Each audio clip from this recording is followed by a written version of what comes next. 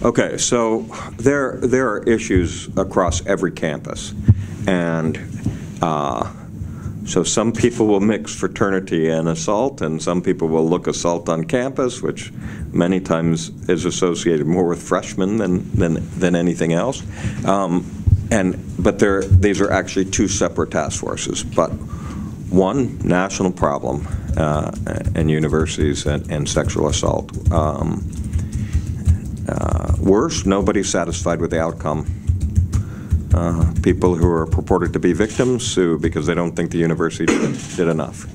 And people that are purported to be the perpetrator are suing because they don't think their rights have been appreciated. Makes for a very, very tricky topic. But if you look, here's federal law on Title IX with a sentence that says you shouldn't discriminate in a way that prevents someone from getting an education. That sentence has yielded 60 pages of guidance on sexual assault as a form of discrimination, and has placed universities in the position where we're investigating and adjudicating rape by federal guideline. So we don't have subpoena power. We, don't have a trained police force. We have a police force, but not in the same sense for criminal activity. And we have systems that were set up to look at student conduct. And obviously this is a strange place to put a university, unlike any other institution in the country.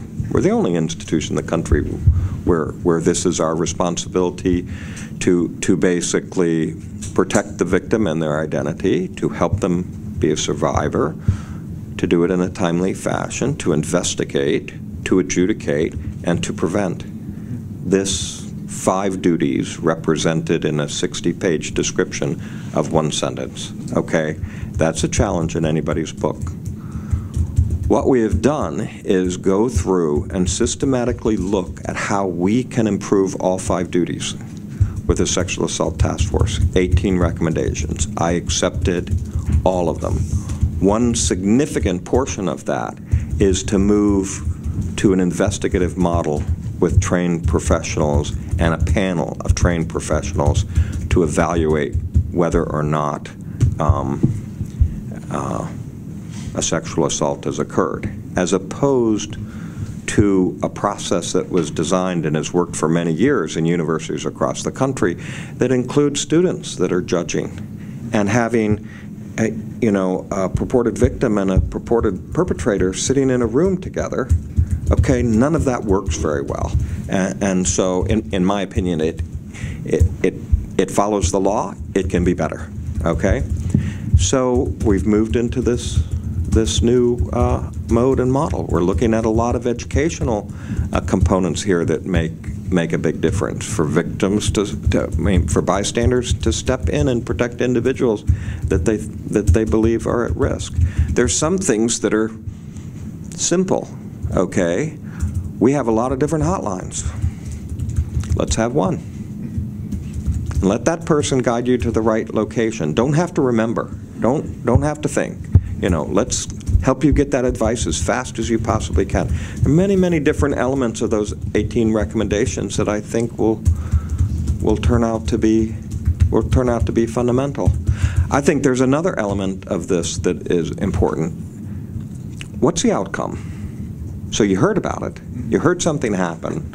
We're required to report in a timely fashion. That's one of the other duties, is in a timely fashion. So we'll have an individual that says they were sexually assaulted, and it was a month and a half ago, and we send out an alert to every student. I think the law was intended to make sure that you were protected, that there wasn't some danger that was there. But the way the guidance for the law is written, every time we send this all out. So then you have this sense of all these things happening. Where's your sense of what was the outcome? So we've watched now with our efforts to promote confidential reporting on campus. We've watched now the significance of saying out loud what happens. And I think part of the recommendations is to do the same thing. There were 17. 16 of these were viewed to be credible and required investigation.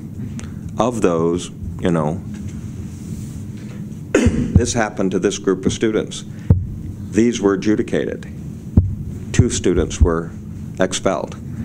And have people have a sense that the institution was actually taking action, because every institution in the country has been silent. So it looks like this problem is occurring and nobody cares. And when the fact of the matter is, we care a great deal about this issue. So we got together a group of experts. They worked very hard, 18 recommendations.